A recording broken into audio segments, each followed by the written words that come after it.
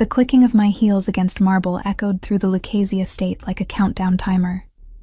Each step toward the library where my future husband waited felt deliberate, calculated, exactly as I'd been trained. Shoulders back, chin high, expression serene. The perfect Mafia wife, arriving for inspection. Except Massimo Lucchese had no idea what he was actually getting. I paused outside the heavy oak doors, smoothing down my pale pink dress, the one that screamed harmless and decorative. The fabric was soft, feminine, chosen specifically because it was the opposite of everything I actually was. My dark hair fell in carefully styled waves over my shoulders, makeup flawless but subtle. I looked like a painting titled Obedient Italian Bride. The irony almost made me smile. Miss Bianchi, Marco, Massimo's right hand, opened the door with a nod that was more assessment than greeting. He'd been watching me since I arrived 3 hours ago, probably reporting every breath I took back to his boss. "Thank you, Marco," I said softly, adding just a hint of nervousness to my voice. Let them think I was intimidated. Let them think I was exactly what they expected. The library was everything I'd imagined a Mafia capo's personal space would be. Dark wood paneling, leather-bound books that probably cost more than most people's homes, and a massive desk that seemed designed to make visitors feel small. Behind it sat Massimo Lucchese, and I had to suppress my actual reaction. The photographs hadn't done him justice. Or maybe they'd been too kind. At 34, he was all sharp angles and controlled power, his dark hair styled back from a face that could have been carved from Carrara marble. Strong jaw, straight nose, and eyes so dark they were almost black. He wore a charcoal suit that probably cost more than my entire wardrobe, though of course he'd paid for that wardrobe too. Everything about him screamed danger and control, the kind of man who'd never heard the word no in his life. Perfect. Serena. He didn't stand. Didn't even look up from whatever document he was reading. Just said my name like it was an item on his to-do list. Sit. I sat, crossing my ankles demurely, hands folded in my lap. The picture of compliance. He finally looked up, and I watched something flicker across his face. Surprise, maybe. Disappointment. Hard to tell with a man whose emotions seemed to exist behind bulletproof glass. "You look different from the photos," he said bluntly. No pretense of politeness or small talk. "I was 16 in those photos," I replied gently. "People change in 6 years." What I didn't say, I'd changed deliberately. The awkward teenager with the wrong haircut and unflattering clothes had been a carefully constructed image. Insurance against an early marriage my father might have forced. Now that the marriage was happening anyway, I'd allowed the butterfly to emerge. Timing was everything. Massimo's eyes traveled over me with the clinical assessment of someone evaluating property. "You understand why we're doing this?" "Family alliance," I recited dutifully. "Your father and mine arranged it before they died. The Bianchi and Lucchese families united strengthens both our positions." "And you're comfortable with that?" His tone suggested he didn't particularly care about my comfort, just wanted to establish the parameters. "Comfortable?" I tilted my head, letting confusion color my voice. "I'm not sure that's the right word, but I understand duty, Mr. Lucchese. I was raised for this." Something almost like approval crossed his face. "Call me Massimo. We're to be married in 2 weeks." 2 weeks? The surprise in my voice was genuine. I'd expected at least a month. "Problem?" "No, of course not." I smoothed my skirt, a nervous gesture that was only half performed. "I just thought there might be more time to prepare. The wedding, the arrangements. Already handled. My staff will manage everything. You just need to show up and say I do." He leaned back in his chair, fingers steepled. "Let me be clear about expectations, Serena. I don't need a wife in the traditional sense. I need someone presentable for family functions, Someone to manage the household staff. Someone who understands discretion. What I don't need is drama, questions about my business, or interference in my work. Of course, I nodded, wide-eyed and earnest. I wouldn't dream of interfering. Good. He stood, signaling the meeting was over. Rosa will show you to your rooms. You'll move in 3 days before the wedding. Any questions? I rose gracefully, smoothing my dress again. Just one. Do you take your coffee black or with cream? He blinked, clearly not expecting such a domestic question. Black. Why? Because I like to know how to serve my husband properly, I said sweetly, the words dripping with exactly the kind of submissive domesticity he clearly expected. I saw it then, the flash of something in his eyes. Satisfaction, maybe. Or relief. He'd been worried about getting a difficult wife, and here I was, apparently concerned with coffee preferences and household management. Black, he repeated. 2 sugars in the afternoon, none in the morning. Perfect. I'll remember that. I gave a small curtsy, another deliberately old-fashioned gesture. Thank you for meeting with me, Massimo.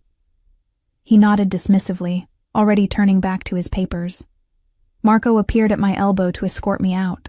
The moment the library doors closed behind me, I allowed myself a small smile. Round 1 to me. Your rooms are this way, Miss Bianchi, Marco said, his voice carefully neutral. I followed him through the sprawling estate, noting every detail. Security cameras in the corners, reinforced doors, the slight bulge under Marco's jacket that meant he was armed. The place was a fortress disguised as a luxury home. Here we are. Marco opened a door to reveal a suite that was larger than my entire apartment back home. Pale blue walls, antique furniture, windows that overlooked manicured gardens, beautiful and utterly impersonal. It's lovely, I said, injecting warmth into my voice. Thank you, Marco. He lingered in the doorway. Miss Bianchi, if I may speak freely? Of course. Mr. Lucchese is a good man. Demanding but fair. If you follow the rules, respect his privacy, you'll find this arrangement quite comfortable. Translation. Stay in your lane, don't ask questions, and you'll live a nice life in a golden cage. I appreciate the advice, I said sincerely. I have no intention of making trouble.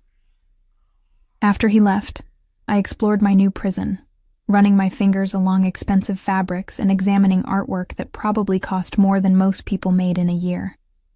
In the walk-in closet, I found it already stocked with clothes in my exact size. Someone had done their homework. I selected a simple white blouse and dark slacks, changing out of the pink dress. Better to save the ingenue act for when Massimo was actually watching.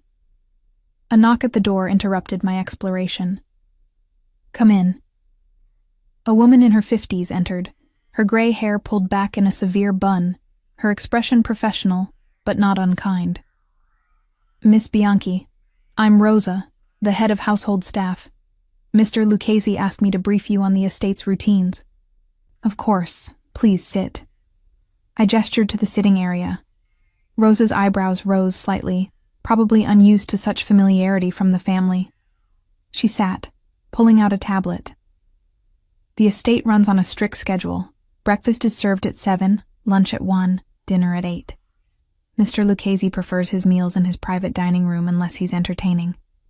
You'll have your own dining room, or you may eat with him if he requests your presence.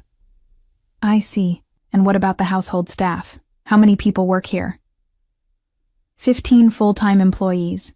Kitchen staff, cleaning crew, security, groundskeepers. They all report to me, and I report to Mr. Lucchese. And now to me as well? I asked gently. Rosa paused. Mr. Lucchese didn't mention that you would be involved in household management. Oh, I'm sure he didn't think to specify. But I'll be living here, and I'd like to understand how things work.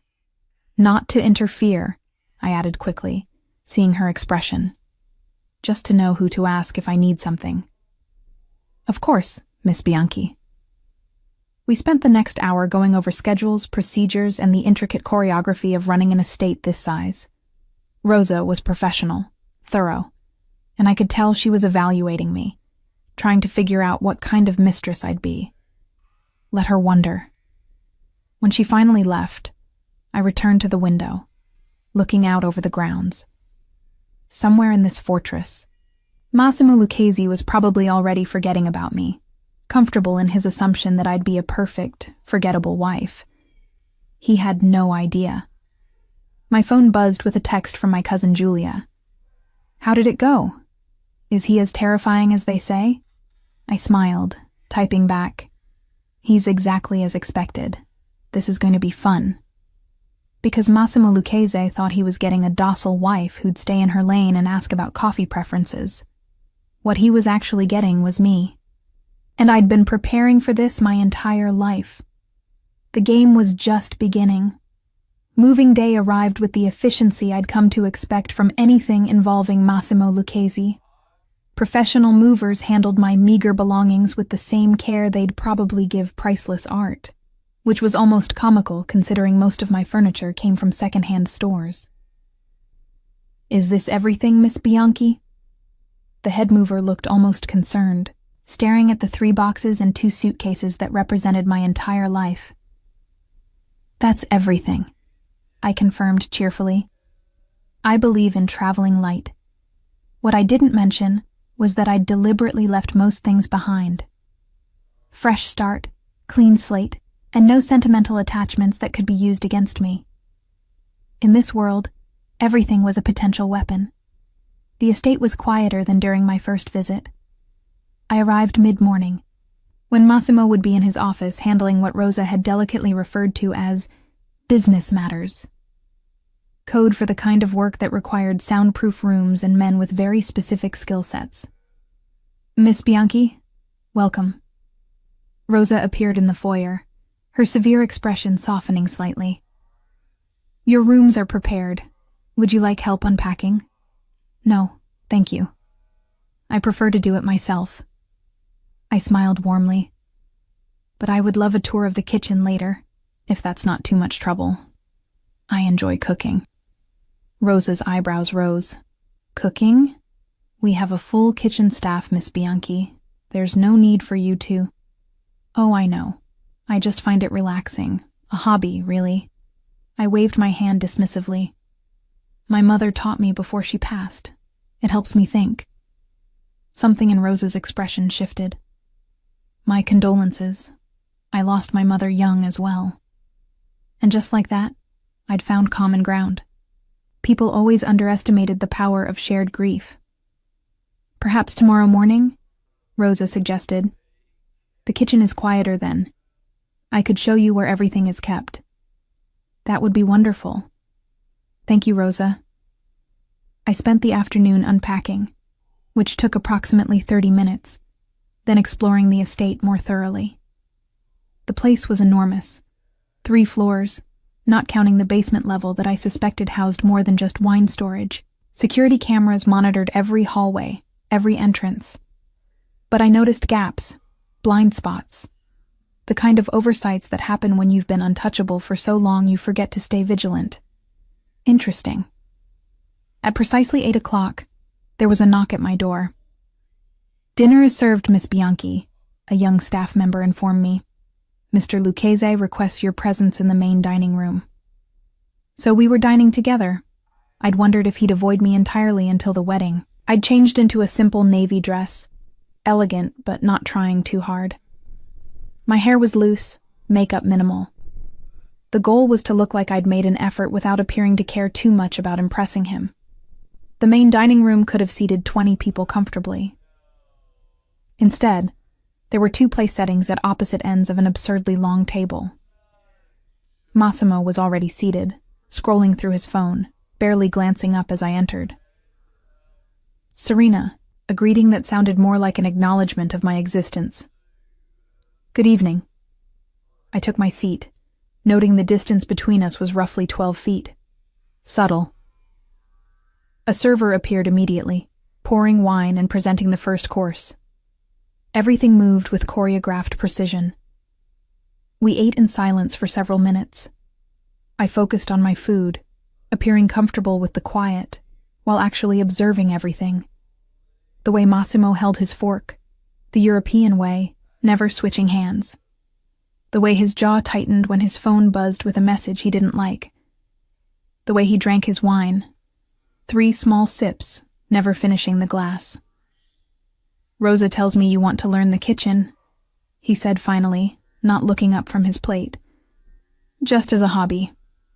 I hope that's acceptable." "Why would I care if you want to cook?" I smiled softly. Some men prefer their wives to maintain certain boundaries with the staff. I didn't want to overstep. He finally looked at me, those dark eyes assessing. "You can do whatever you want with your time, Serena, as long as it doesn't interfere with your duties."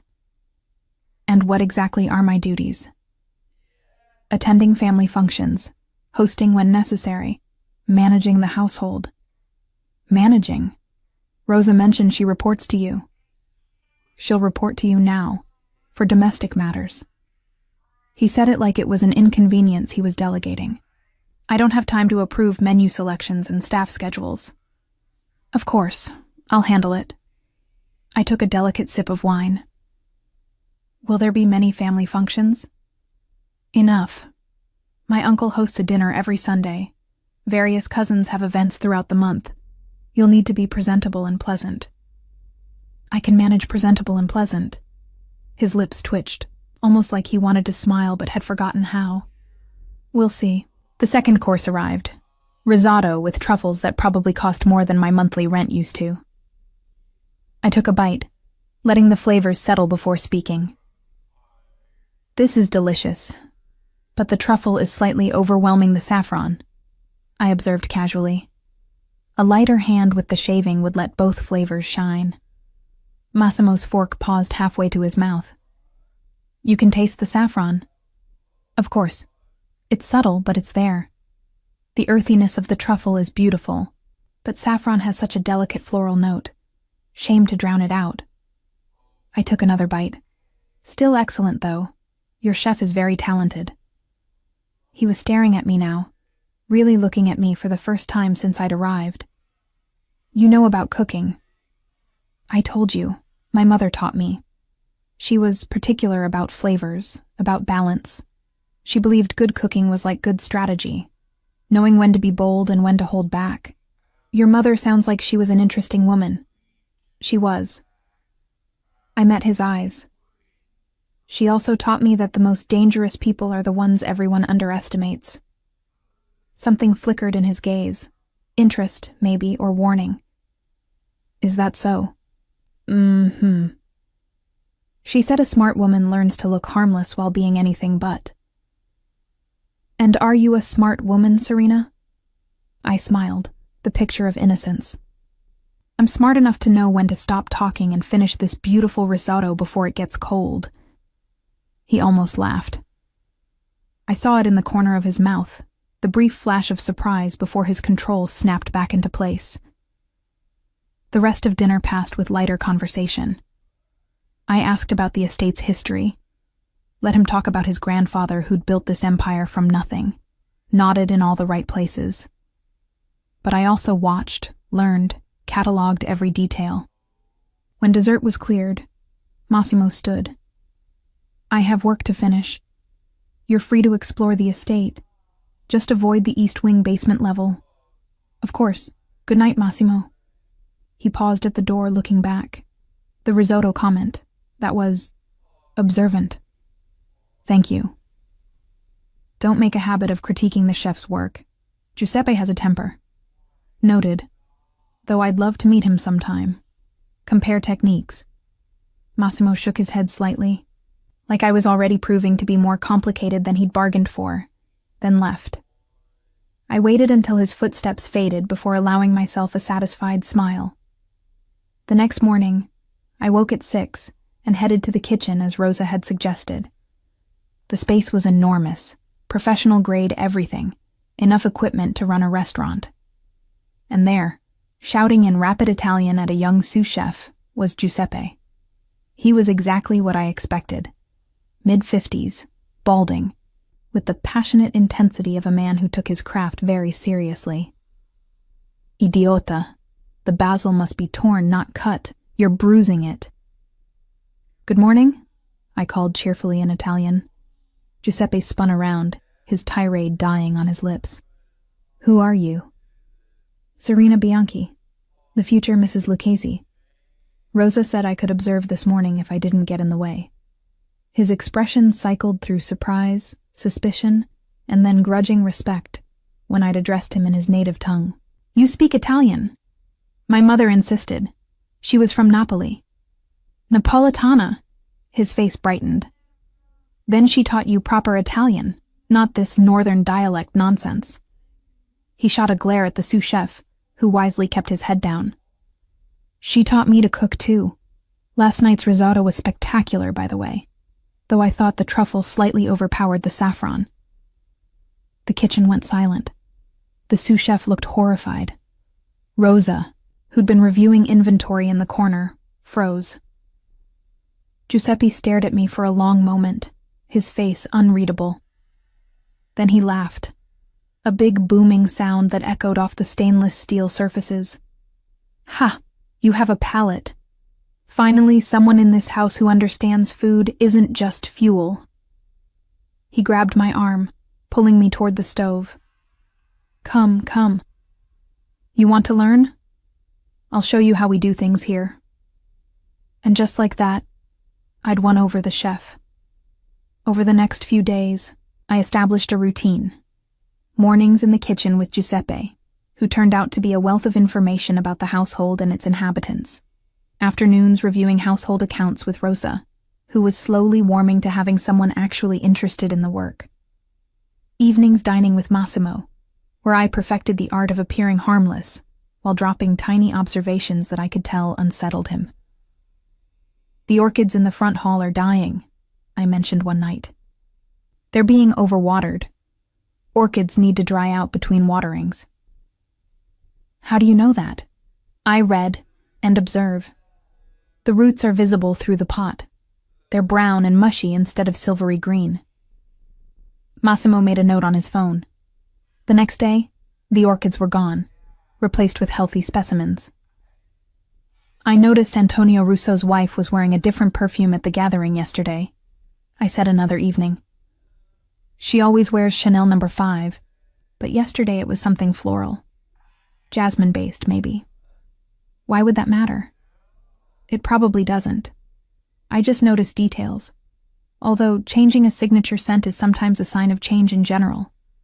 New perfume, new lover, new secrets. I shrugged delicately. Or maybe she just felt like trying something different. But I saw the way his eyes sharpened, the way he filed that information away. 2 days later, I overheard him on the phone asking pointed questions about Antonio Russo's recent activities. The wedding preparations proceeded like a military operation. I was measured for a dress I never saw until the day of, fitted for jewelry I didn't choose, briefed on a ceremony I had no input in planning. I played the compliant bride perfectly, thanking everyone profusely, expressing wonder and gratitude at every decision made on my behalf. But I also started making small changes, subtle ones. The seating chart for the reception mysteriously got revised, placing people in configurations that would force certain conversations, create certain tensions. When questioned, I blinked innocently and said I must have misunderstood Rosa's instructions. The menu Giuseppe had planned was perfect, but I suggested tiny modifications. What if we served the antipasti course family style instead of plated? It encourages conversation, creates a more intimate atmosphere. Massimo approved without really thinking about it. What I didn't mention was that family-style serving meant people reaching across each other, barriers breaking down, guard dropping. Perfect for observation. I befriended the housekeeping staff, learning everyone's names, asking about their families. Within a week, I knew that Marco's daughter was getting married in 3 months, that the head groundskeeper's son wanted to be a chef, that the night security guard was taking online classes in computer programming. Information was power, and I was collecting it like a dragon hoarding gold. "You're different from what I expected," Massimo said one evening, a week before the wedding. We'd just finished dinner, and for once, he wasn't immediately rushing off to work. "How so?" "You're present, engaged. Most women in your position would be demanding attention, throwing tantrums about the wedding plans, making everything about themselves." I smiled softly. "I'm not most women." "No," he agreed, his dark eyes studying me with an intensity that made my pulse quicken despite myself. "You're not." We stood there in the dining room, the space between us charged with something I couldn't quite name. For just a moment, I saw past the capo, past the control, to something underneath, something almost vulnerable. Then his phone rang, shattering the moment. "I need to take this." He stepped away, his voice dropping to that cold, commanding tone he used for business. "What do you mean the shipment was delayed?" I quietly left the room, but not before hearing him switch to rapid-fire Italian, discussing things that definitely weren't legal, and certainly weren't my business. Yet. Back in my room, I pulled out my laptop and began typing notes. Not about Massimo's business. I was smart enough to stay away from that digital trail. But about the household, the patterns, the dynamics. I was mapping the estate like a general surveying a battlefield, learning every advantage, every weakness. Because Massimo Lucchesi thought he was getting a decorative wife who'd manage his household and stay out of his way. What he was actually getting was a partner, whether he wanted one or not. The game had moved past the opening. Now came the middle game, where the real strategy began. And I'd been training for this my entire life. The wedding day arrived with perfect weather, which felt almost insulting given the transactional nature of the event. Sunny skies and gentle breezes for a marriage built on family alliances and strategic necessity. I stood in front of the full-length mirror in my bridal suite, barely recognizing the woman staring back. The dress was exquisite. Off-white silk that hugged every curve before flowing into a subtle train, delicate lace sleeves, a neckline that was elegant without being provocative. My hair was styled in an intricate updo, with small diamonds woven throughout that caught the light like stars. I looked like every Mafia bride who'd ever walked down an aisle toward duty instead of love. "Bellissima," Rosa breathed, her stern expression softening. "You look beautiful, child." "Thank you, Rosa." I touched the diamond necklace at my throat, part of the Lucchesi family collection, heavy with history and expectation. "Are you nervous?" she asked gently. "Should I be?" "Most brides are." I turned from the mirror to face her. "I'm not most brides, Rosa, and this isn't most weddings." She studied me for a long moment, and I saw understanding in her eyes. She'd worked for this family long enough to know how these arrangements worked. "No," she agreed quietly. "It's not." The ceremony was held in the estate's private chapel, a beautiful stone building that had witnessed generations of Lucchesi marriages, baptisms, and funerals. The pews were filled with faces I'd studied over the past weeks.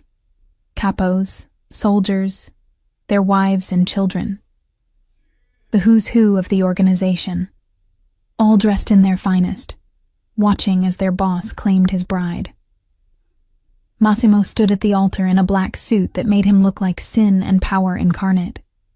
His expression was unreadable as I walked down the aisle alone. My father was dead, and I'd refused to have some random uncle give me away like property changing hands. I walked on my own terms, a small rebellion that probably no one else noticed. When I reached the altar, Massimo's eyes met mine, and for just a second, I saw surprise flicker across his face. Good.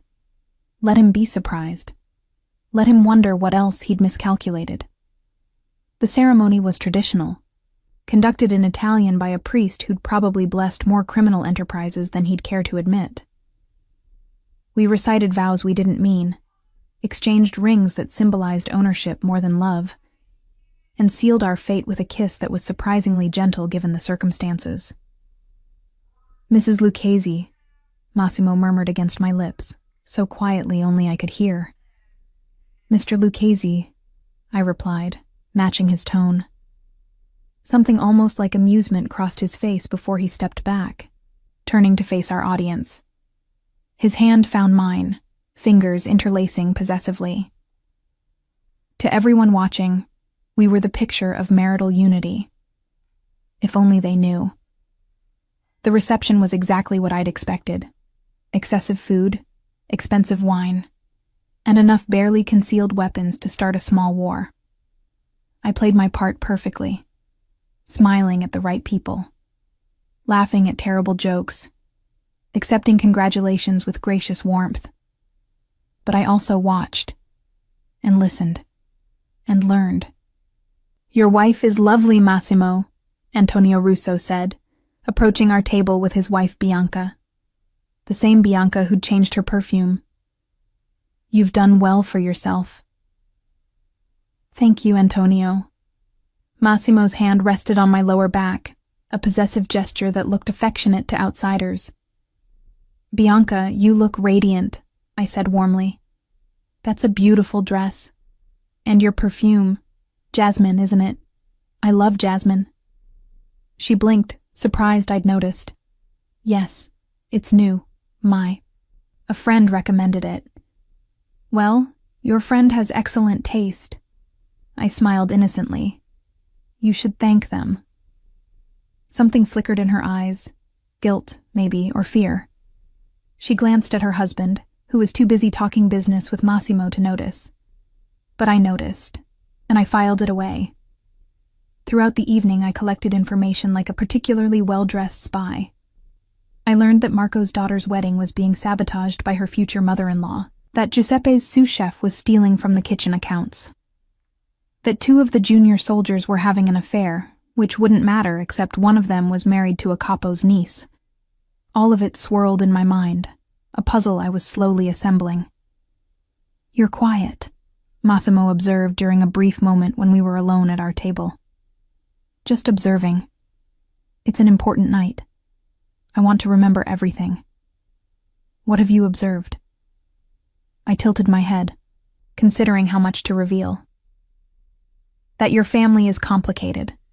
That everyone here is playing a role. That you're very good at reading people, but you mostly focus on the men." His eyebrows rose slightly. And the women hold just as much power. They're just better at hiding it. Bianca Russo, for instance. She's having an affair with someone in your organization, someone who can afford to buy her expensive perfume and has convinced her to change her signature scent to cover the evidence. Massimo went very still. "How do you know that?" "She's wearing Hermès Jardin sur le Nil. It retails for about $300. Antonio is wealthy, but he's also notoriously cheap about personal luxuries. He'd never spend that much on perfume when she's been perfectly happy with Chanel for years. Also, she's wearing it too heavily, like she's trying to mask another scent underneath. And when I mentioned thanking her friend, she looked guilty and scared. That could be innocent." "Could be," I agreed.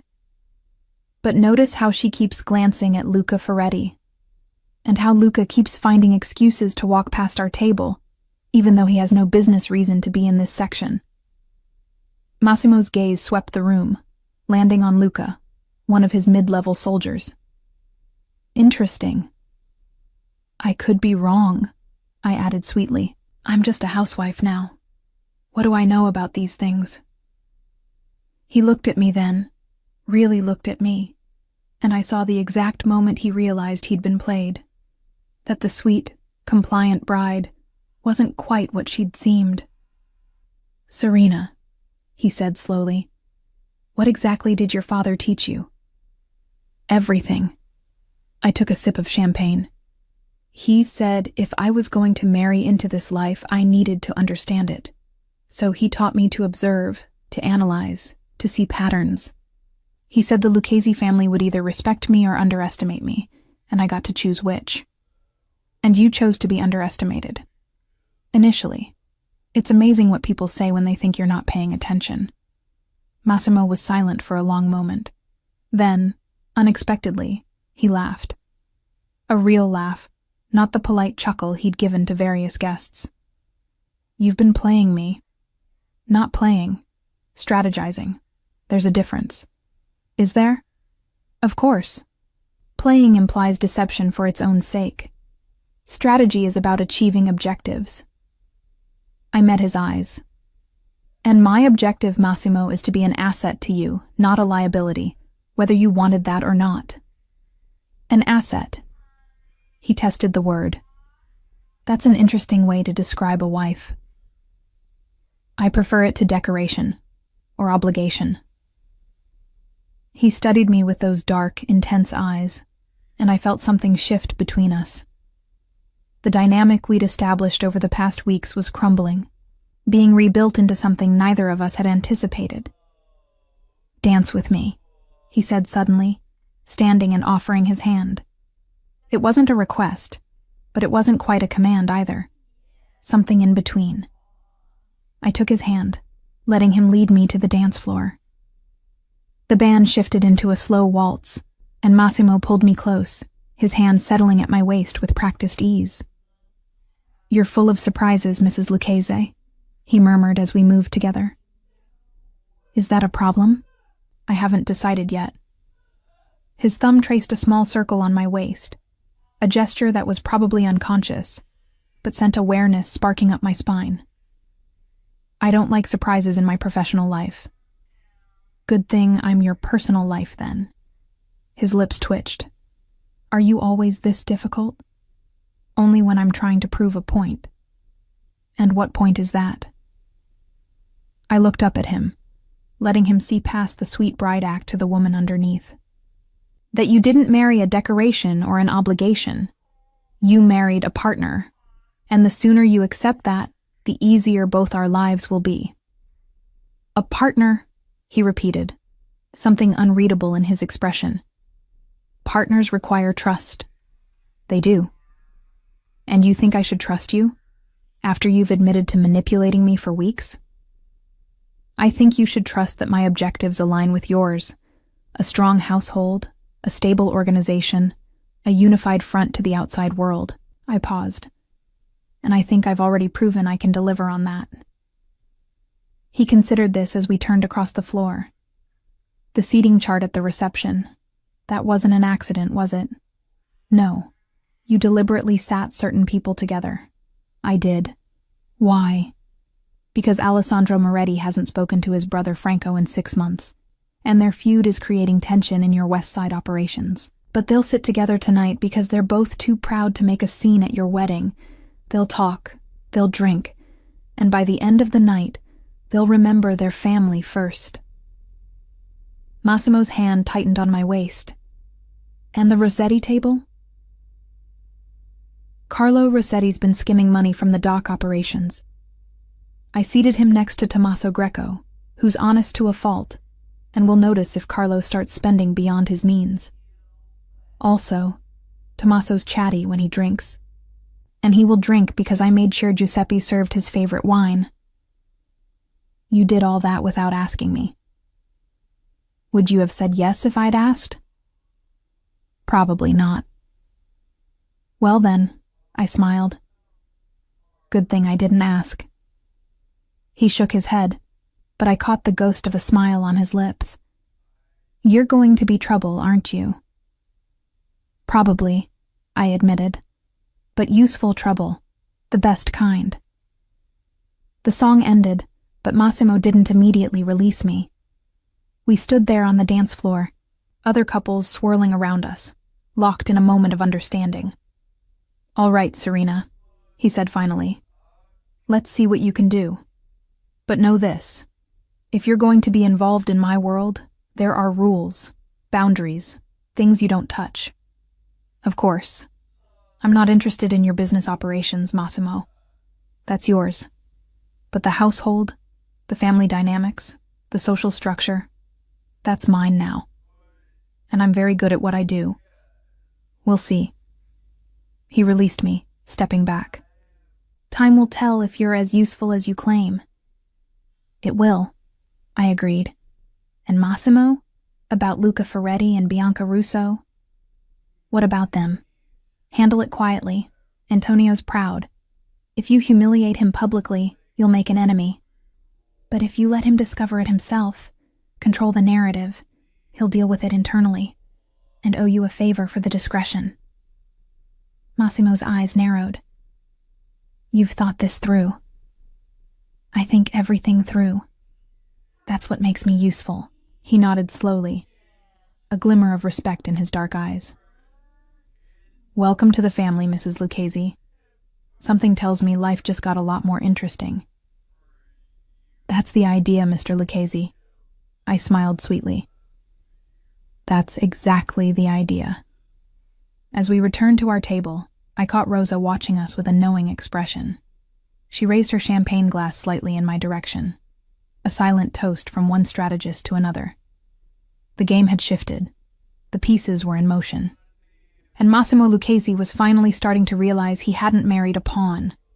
He'd married a queen.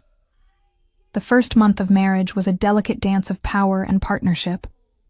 Massimo would leave for business at odd hours, returning with tension in his shoulders and blood on his knuckles that he thought I didn't notice. I would manage the household with ruthless efficiency, solving problems before they reached his desk, and cultivating loyalty among the staff. We circled each other like chess players, each move calculated, each word measured. But something was shifting. Your coffee, Mr. Lucchese. I set the cup on his desk one morning, exactly as he preferred it. Black, no sugar, the expensive beans Giuseppe sourced from a small roaster in Naples. Massimo looked up from his laptop, surprise flickering across his face. You brought me coffee. You've been in here since 5 a.m. I assumed you could use it. I turned to leave. Serena. I paused at the door. Thank you.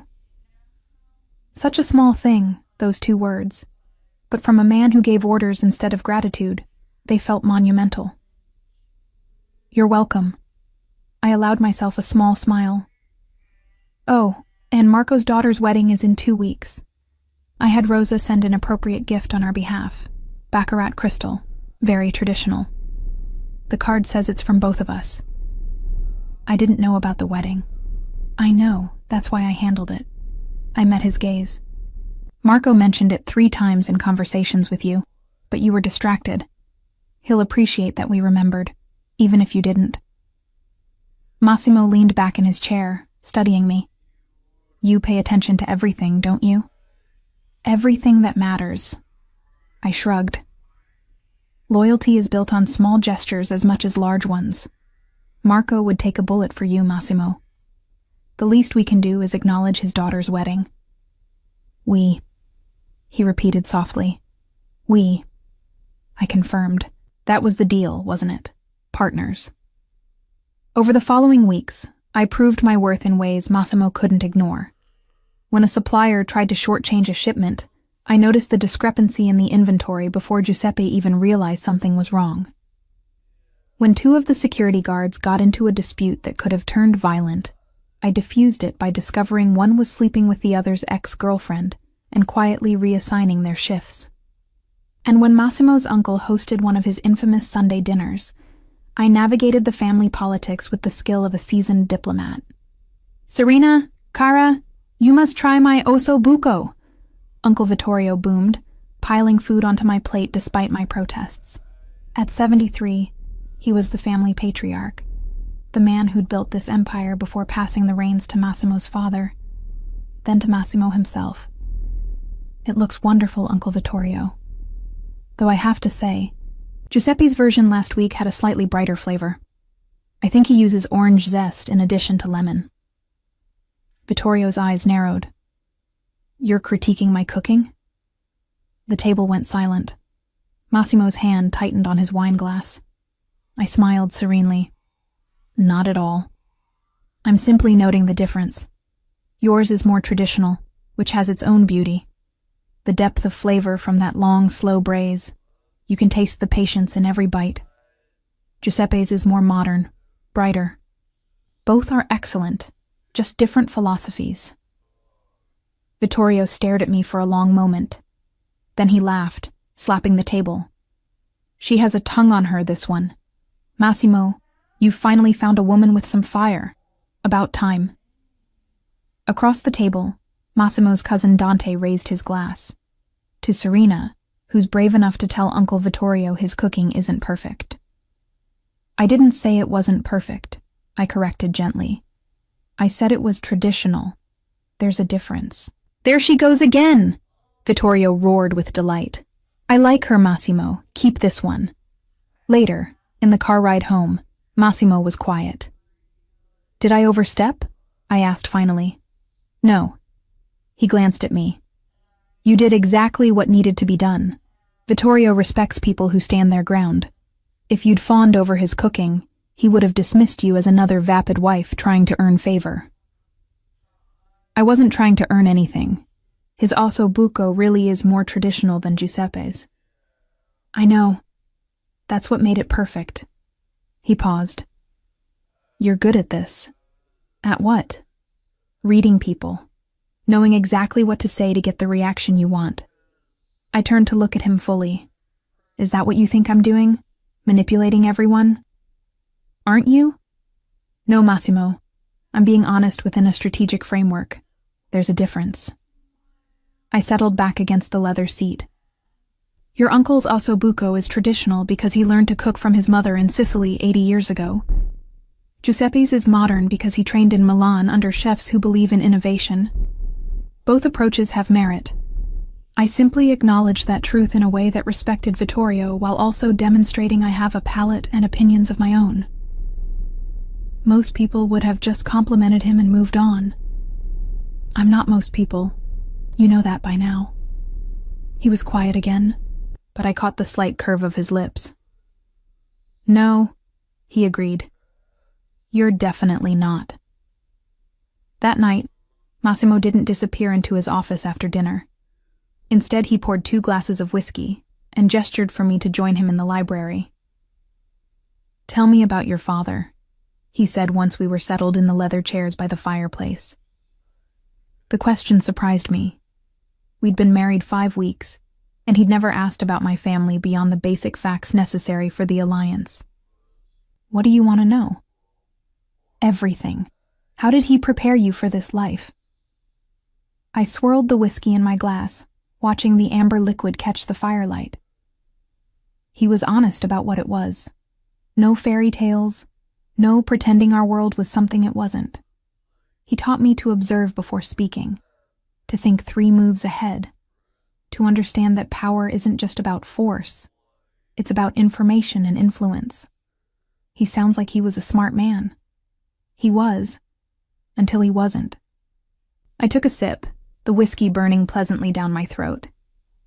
He got sloppy, started trusting the wrong people, made decisions based on ego instead of strategy. That's what got him killed.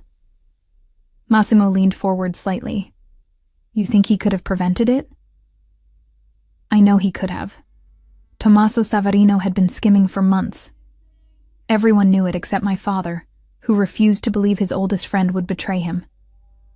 I met Massimo's eyes. Loyalty is important, but blind loyalty is dangerous. My father forgot that. And you won't make the same mistake. No, I agreed. I won't. I'll be loyal to you, Massimo, to our family, our household, our position. But I'll never be blind to threats, even from people we trust. He studied me over the rim of his glass. You really see this as a partnership, don't you? I'm starting to. He set his glass down. I have to travel next month. Thailand. Business that requires my personal attention. My stomach tightened, though I kept my expression neutral. Thailand meant the kind of business that required personal attention, usually involved violence, danger, and things that could go very wrong very quickly. How long will you be gone? A week, maybe 2. He paused. Will you be all right managing things here? Of course. Rosa and I have everything running smoothly. Giuseppe will complain that you're missing his special preparations, but he'll survive. I kept my tone light. Though I have to ask, is this dangerous? It's business. That's not an answer, Massimo. He looked at me then, really looked at me, and I saw something shift in his expression. Yes, he said finally. It could be dangerous. But I'll have Marco and 6 of our best men with me. We'll be careful. Good. I stood, setting my glass down. Because you promised to keep me as your wife, and I'm holding you to that. It would be terribly inconvenient to be widowed after only 6 weeks of marriage. Inconvenient, he repeated, something almost like amusement in his voice. Extremely. I've just gotten the household running the way I want it. Starting over with a new husband would be exhausting. This time he did smile, a real smile that transformed his face from coldly handsome to devastatingly attractive. I'll try not to inconvenience you with my death then. I'd appreciate that. I headed toward the door, then paused. Massimo? Yes. Come back safe. Not because it would be inconvenient if you didn't, but because... I hesitated, surprised by my own honesty. Because I'm just starting to like being married to you. The vulnerability in that admission hung between us. I'd revealed more than I'd intended, shown a crack in my own carefully constructed armor. Massimo stood, crossing to where I stood by the door. He was close enough that I could smell his cologne, see the flecks of gold in his dark eyes. I'm starting to like being married to you too, Serena. His hand came up, fingers brushing my cheek with unexpected gentleness. Which is not something I ever expected to say. We're full of surprises for each other, apparently. Apparently. His thumb traced along my jawline. When I get back from Thailand, maybe we should discuss what this marriage actually is, what it's becoming. I'd like that. He leaned down, and for one breathless moment I thought he might kiss me. But instead, he pressed his lips to my forehead, a gesture somehow more intimate than a kiss. Sleep well, wife. You too, husband. I left the library with my heart racing and my carefully maintained control slipping. This wasn't supposed to happen. I wasn't supposed to actually care about Massimo Lucchesi beyond the strategic advantages our marriage provided. But somewhere between the coffee deliveries and the osso buco discussions and the whiskey-fueled honesty, something had shifted. I was starting to fall for my own husband. And that, I realized as I climbed into my solitary bed, was far more dangerous than any business trip to Thailand could ever be. Massimo left for Thailand on a Tuesday morning, kissing my forehead in a gesture that had become routine over the past 2 weeks. Casual intimacy that neither of us acknowledged, but both of us seemed to need. 2 weeks maximum, he promised. Marco will check in daily. I'll keep everything running smoothly. I adjusted his tie, a wifely gesture that felt less performative than it once had. Try not to get shot. I'll add it to my agenda. He caught my hand, bringing it to his lips. Be safe, Serena. I'm staying in a fortress with armed guards. You're the one flying into whatever mess requires the boss's personal attention. Fair point. He released my hand reluctantly. If anything happens, I'll call Marco. I know the protocol. I smiled. Go. Handle your business. Come home. Home. The word had slipped out naturally, and I saw something flicker in his eyes before he nodded and left. The first week passed smoothly. I managed the household, attended a charity luncheon with the wives, and successfully mediated a dispute between Giuseppe and the new pastry chef. Marco called daily with updates. Everything on schedule, no complications. Massimo sent his regards. The second week started the same way. Then on day 9, Marco's call didn't come. I waited until noon, telling myself there was a reasonable explanation. Time zones, meetings running long, poor cell reception in whatever remote location they were operating from. By evening, I was pacing the library, phone in hand. At midnight, I called Marco's number. It went straight to voicemail. "Rosa," I called, my voice steady despite the fear coiling in my stomach. "I need you to contact Luca Ferretti. Tell him to come to the house immediately." Rosa appeared in the doorway, concern etched on her face. "Mrs. Lucchese, is everything all right?" "I don't know yet. That's what we're going to find out." Luca arrived within an hour, still adjusting his jacket, clearly pulled from sleep or something more interesting.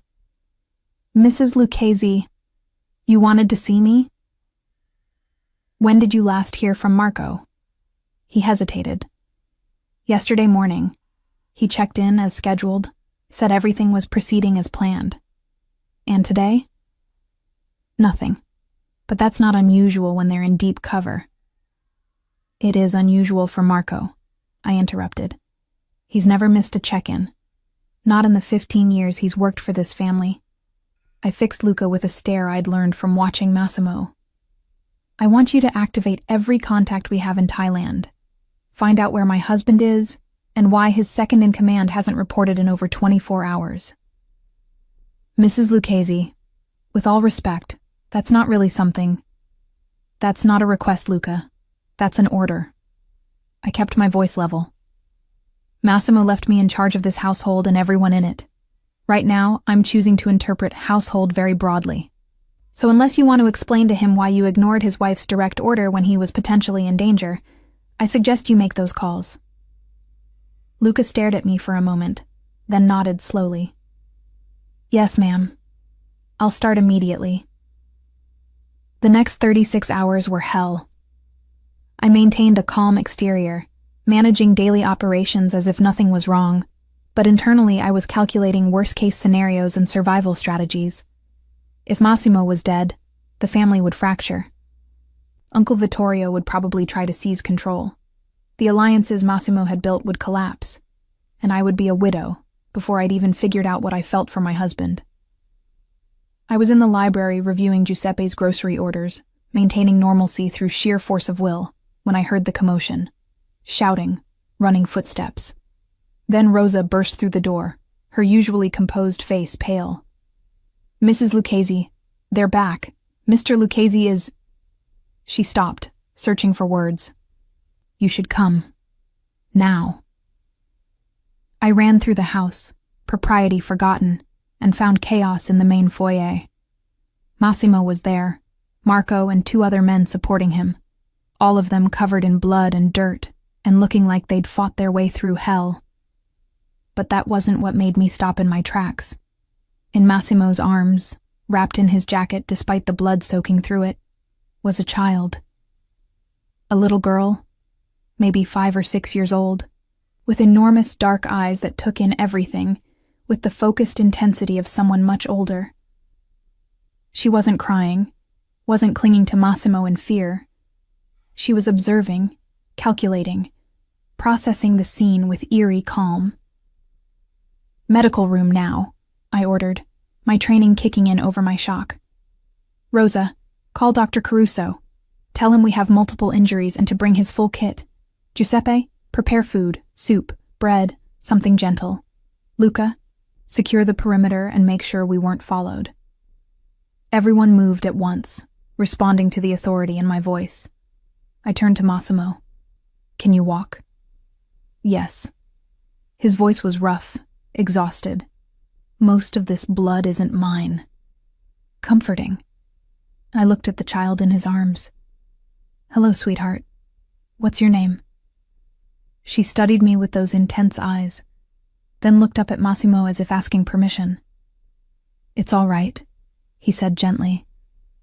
"This is Serena, my wife. You can trust her." The child looked back at me, seeming to weigh his words against her own assessment. Finally she spoke, her voice soft but clear. "Lily. My name is Lily." "Hello, Lily. You're safe now." I gestured toward the medical room. "Let's get everyone cleaned up. and then we'll figure everything out. Massimo followed me, still carrying Lily, who hadn't made any move to be put down. The medical room, really more of a small emergency clinic, was already prepared when we arrived. Dr. Caruso rushed in moments later, his eyes widening at the scene. "Start with them," I said, pointing to Marco and the other men, who had injuries that were clearly worse than Massimo's. "I'll handle my husband." Dr. Caruso nodded, knowing better than to argue with Mrs. Lucchese when she used that tone. I turned to Massimo. "Put Lily down so I can see where you're hurt." "I'm fine." "You're covered in blood and you're favoring your left side." "Put the child down." "She doesn't like to be put down." He said it matter-of-factly. "Not since—" He stopped, glancing at Lily. I looked at the little girl, seeing past the calm exterior to the fear underneath, the trauma of whatever she'd witnessed. "Lily, would it be okay if Massimo sat down with you while I check if he's hurt? You can stay right in his lap." She considered this, then nodded once. Massimo sank into a chair, and I carefully cut away his ruined shirt, cataloging injuries. Bruised ribs, a gash on his shoulder that would need stitches, various cuts and abrasions. But nothing life-threatening. "You'll live," I said, starting to clean the wounds. That was the plan. He winced as I disinfected a particularly deep cut. "What happened?" "Long story. I have time." I kept my hand steady, my voice calm, aware that Lily was listening to every word. Massimo looked down at the child in his arms, something tender in his expression that I'd never seen before. "We'll talk later. When—" He glanced meaningfully at Lily. I understood. Whatever had happened, it wasn't appropriate for a child's ears. "All right." I finished bandaging his shoulder. "But we will talk. Extensively." I wouldn't expect anything less. Lily suddenly spoke, her voice cutting through the tension. "You're very bossy." I blinked, surprised. "Excuse me?" "You." Those dark eyes fixed on me. "You tell everyone what to do, like the chief." "The chief?" I glanced at Massimo, who was trying very hard not to smile. "That's what she calls me," he explained. "She says I act like a chief giving orders." Well, she's not wrong. I crouched down to Lily's eye level. "Yes, I am bossy. Is that a problem?" Lily studied me seriously. "No, it's good. Someone needs to be bossy when the chief is bleeding." Despite everything, the blood, the fear, the chaos, I laughed. "You're absolutely right. Someone does. Are you always this bossy, or just when people are bleeding?" "Mostly always. It's one of my special talents." "What are your other talents?" "Well, I can cook. I speak 3 languages. I'm very good at noticing things other people miss, and I can tell when someone is lying." Lily's eyes narrowed thoughtfully. "Are you lying now?" "No." "How do I know?" "Because lying would be inefficient. The truth is much more useful." I smiled. "And I think you already knew I wasn't lying. You just wanted to see if I'd admit to being able to tell." For the first time, something that might have been a smile crossed Lily's face. "You're smart." "Thank you. So are you." "I know." She said it without arrogance, just stating a fact. I looked up at Massimo, who was watching our exchange with barely concealed amusement. "Where did you find this brilliant child?" "I'll explain everything, I promise." His hand gently stroked Lily's hair. "But right now, everyone needs food, rest, and clean clothes, in that order." "Agreed." I stood. "Giuseppe should have food ready. Rosa can prepare a room for Lily." "No." Lily's voice was sharp, her small hand clutching Massimo's shirt. "I stay with the chief." "Lily." Massimo started gently. "I stay with the chief." Each word was deliberate, final. "Or I don't stay at all." I saw the trauma underneath the bravado, the terror of being separated from the one person she'd designated as safe. "Of course you can stay with him," I said smoothly. "We'll set up the guest room next to our suite. That way you're close, but you have your own space. Would that be acceptable?" Lily looked between us, considering. "You sleep next to his room?" "Well, my room connects to his room. We're married, so we share a suite." "But you don't share a bed," Lily observed with that unsettling perception. I saw. "You each have your own rooms inside the big rooms." Massimo's eyebrows rose. "You're very observant." "I watch things. It keeps me safe." She looked at me. "Why don't you sleep in the same bed if you're married?" I glanced at Massimo, who looked equally caught off guard by the directness of the question. "That's complicated," I said finally. "Grown-up complicated or actually complicated?" "Both," Massimo and I said simultaneously. Lily nodded sagely. "That means you like each other, but you're being stupid about it." I couldn't help it. I laughed, a real laugh that echoed through the medical room. "You know what, Lily? I think you might be right. I'm usually right." She settled more comfortably against Massimo. "Can we eat now? I'm hungry." "Yes," I agreed.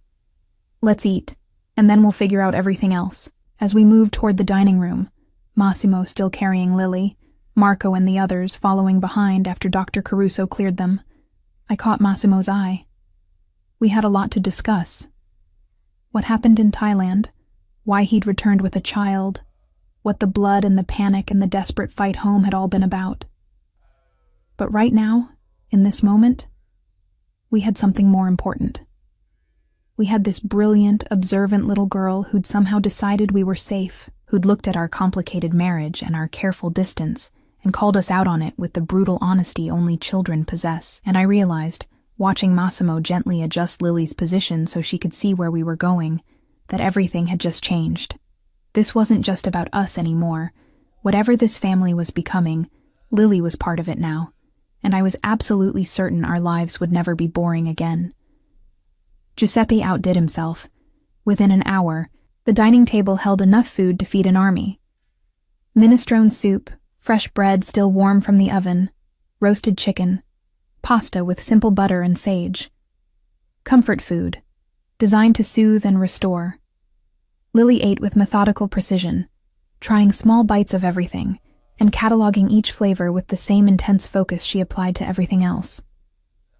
"The soup is good," she announced. "Better than the soup at the place before."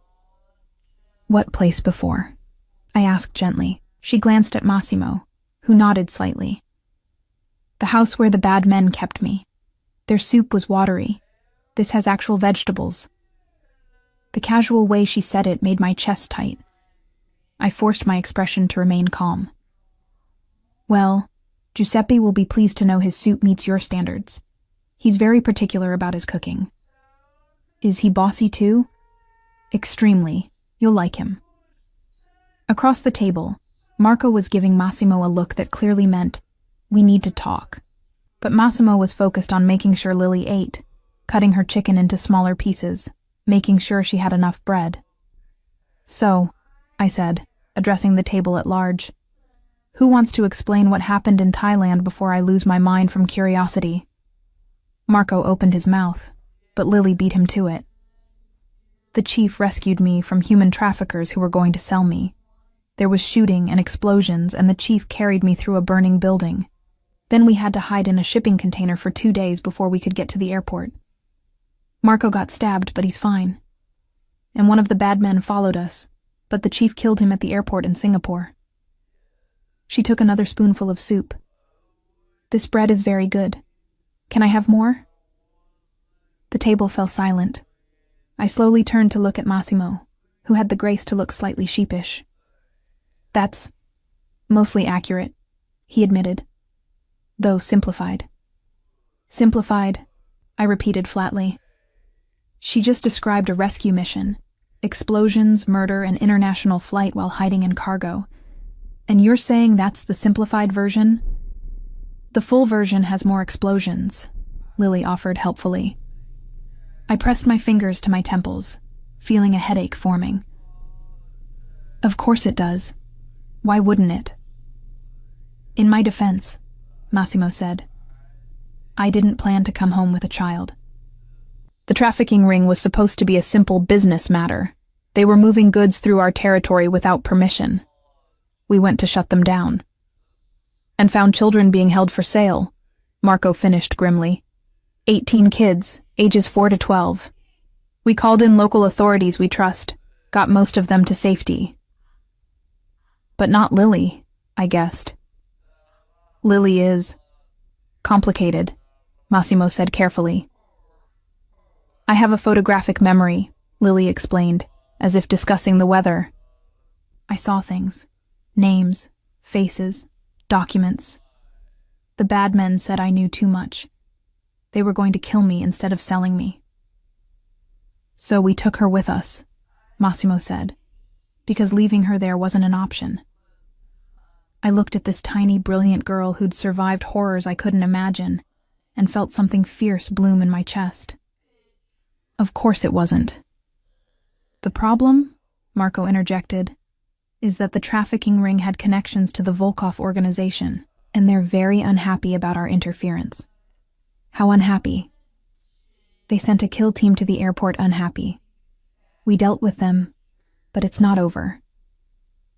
The Volkovs, I said slowly, my mind already racing through implications. Russian Mafia, primarily operating in Eastern Europe and Asia. They've been trying to expand into our territory for years. Massimo's eyebrows rose. You know about the Volkovs? I read your intelligence briefings. The ones you leave on your desk that I'm apparently not supposed to see but definitely do. I smiled sweetly. How unhappy are we talking? Retribution unhappy or war unhappy? Somewhere in between, Marco admitted. They can't afford full war, but they'll want to send a message. Perfect. I stood, my mind shifting into strategic mode. Luca, I want security tripled. Not just here, every property, every business. Marco, compile a list of known Volkov associates in our territory. If they're planning something, they'll need local support.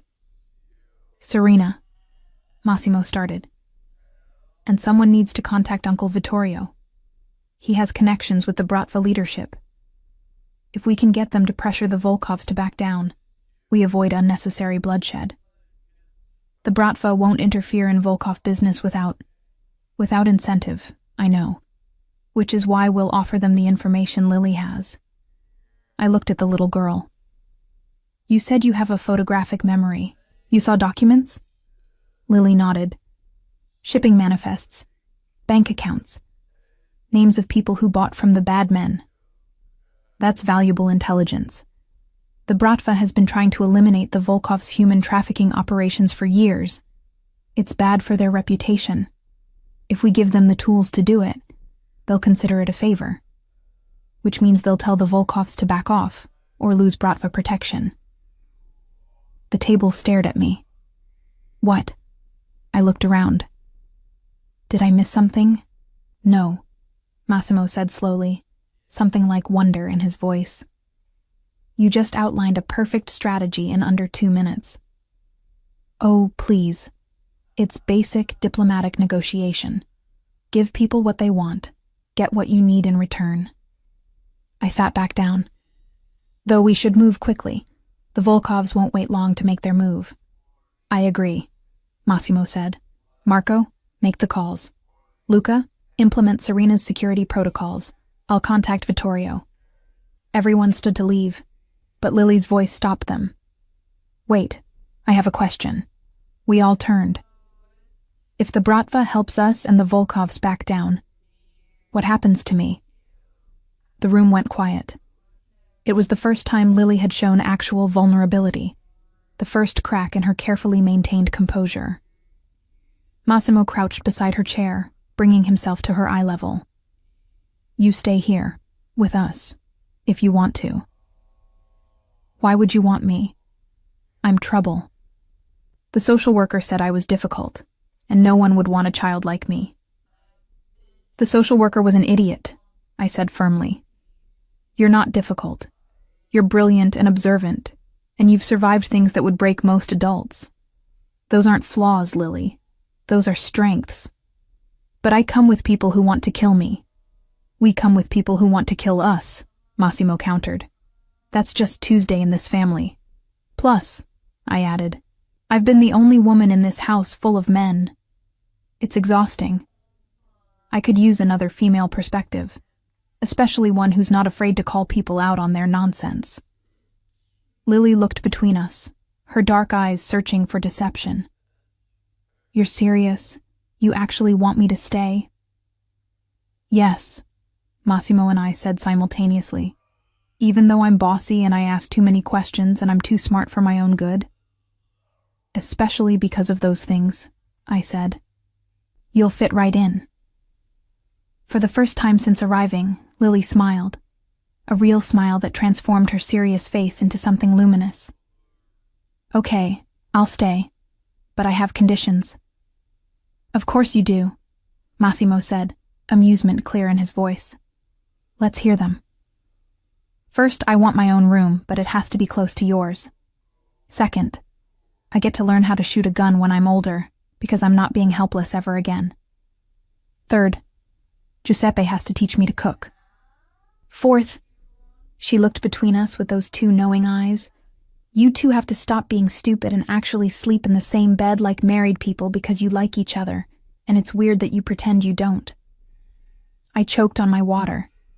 Massimo's hand froze halfway to his wine glass. Lily, he said carefully. That's complicated.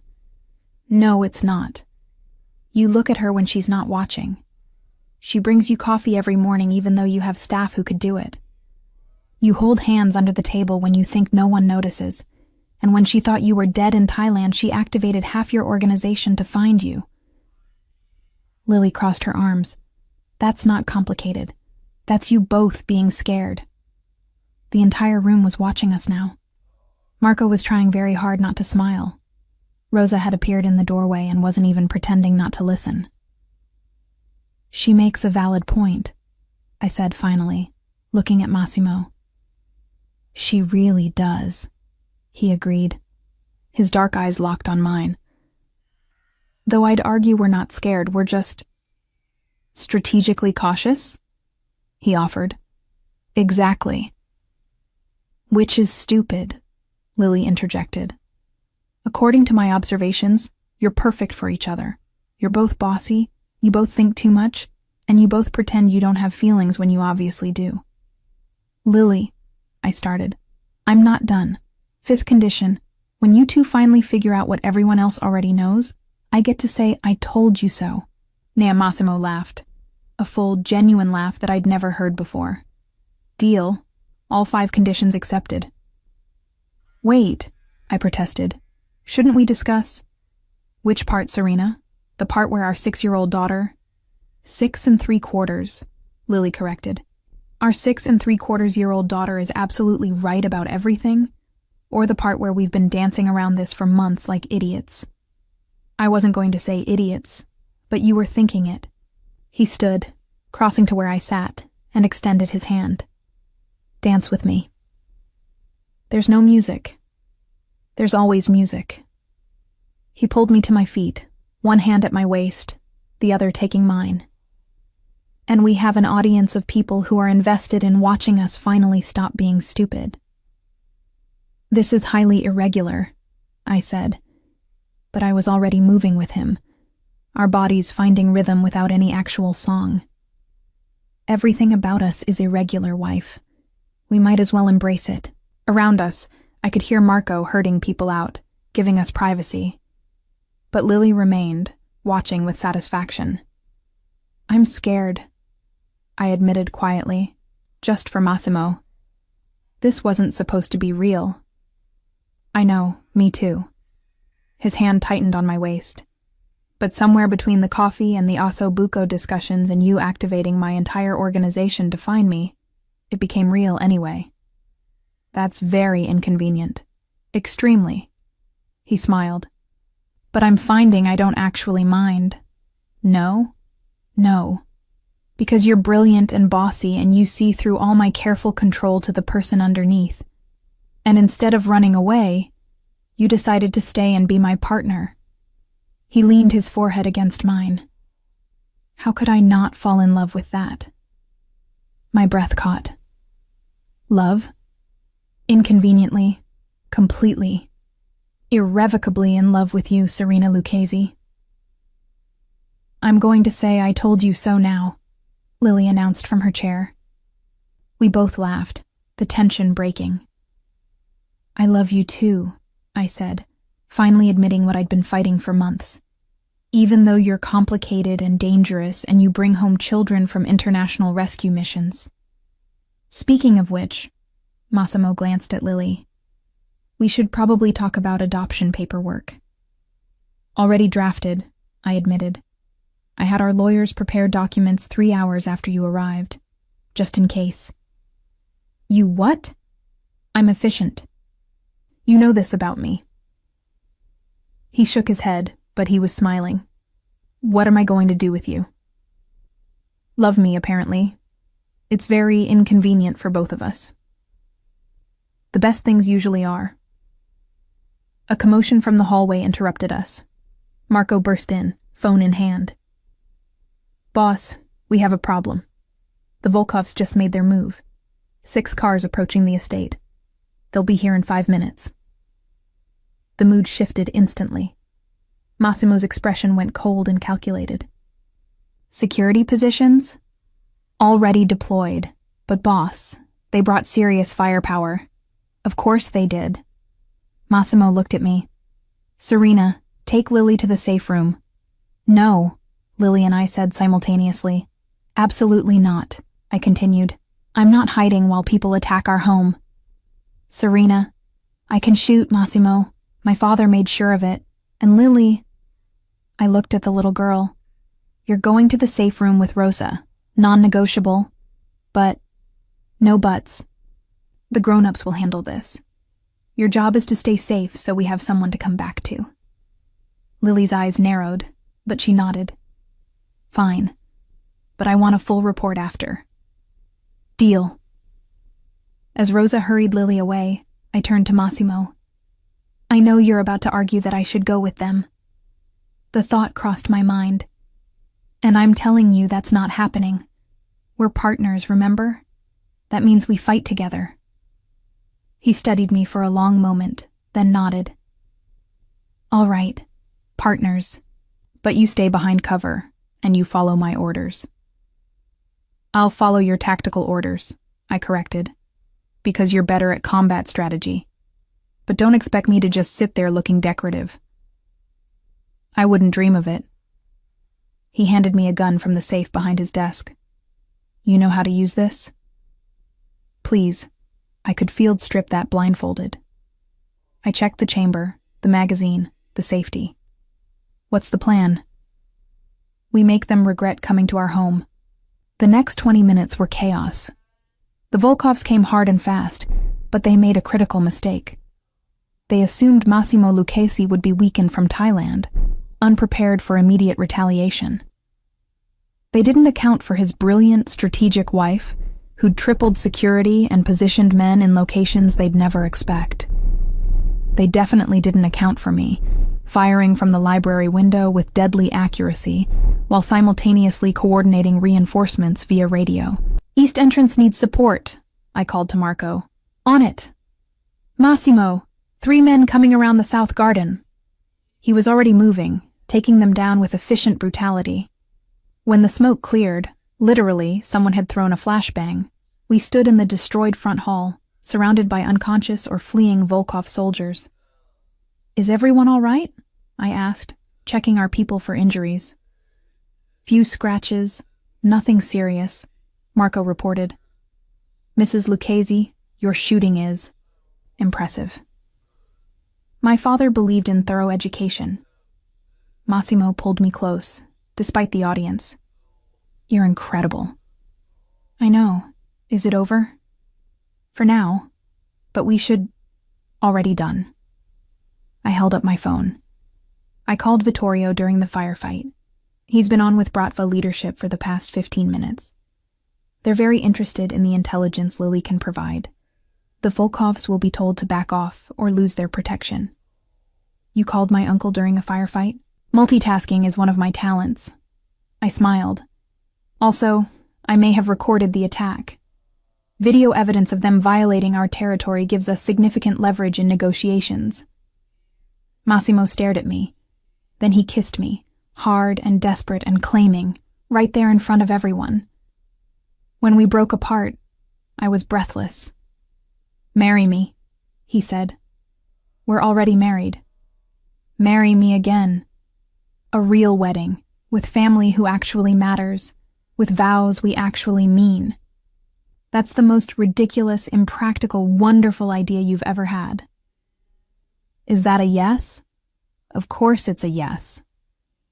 A small voice from the hallway interrupted us. Are the bad men gone? We turned to find Lily peeking around the corner, Rosa trying unsuccessfully to hold her back. The bad men are gone, Massimo confirmed. You can come out. Lily ran to us, and we both knelt to catch her. She threw her arms around both our necks. You came back. Always, I promised. That's what family does. Even when it's dangerous and scary and they're shooting. Especially then, Massimo said. That's when family is most important. Lily pulled back, looking between us with those two knowing eyes. You kissed. Does that mean you're done being stupid? Completely done, I confirmed. Good. Can we have dinner now? All that shooting made me hungry, and I want to sit between you at the table, like a real family. Like a real family, Massimo agreed, taking her hand.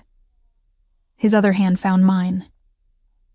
Let's go see what Giuseppe can improvise from the chaos. As we walked through the destroyed foyer toward the kitchen, Lily chattering about how many bad guys she'd counted and whether she could learn to shoot when she was 7 or if she had to wait until 8, I caught Massimo's eye. He smiled, a real smile that transformed his entire face. Worth it? I asked quietly. Every second. 3 months later, we stood in the same chapel where I'd first married Massimo. But everything was different. This time, I walked down the aisle with Lily holding my hand, both of us in matching dresses that she'd insisted on. This time, the vows were real, written by us, promising partnership and love and the chaos that came with being a family. This time, when Massimo kissed me, it wasn't duty or strategy. It was home. Finally, Lily whispered loudly as we signed the marriage certificate. It only took you forever to figure out you loved each other. The whole chapel laughed. Uncle Vittorio raised his glass. To Massimo and Serena, who proved that the best marriages are built on strategy, stubbornness, and a brilliant child who's smarter than both of them. And to Lily, Massimo added, lifting his own glass, who invaded our lives and our hearts and made us a family whether we were ready or not. I'm always ready, Lily corrected. You two were the slow ones. As laughter filled the chapel and our family, messy and dangerous and unconventional, celebrated around us, I leaned into Massimo. She's going to be running the organization by the time she's 18, I murmured. Probably by 15, if we're honest. Should we be worried? Terrified. He kissed my temple, but I can't wait to see it. Neither could I, because this brilliant, observant little girl had done what I'd been trying to do for months. She'd broken through Massimo's control, shattered his walls, and reminded both of us that love wasn't a weakness. It was the most powerful strategy of all.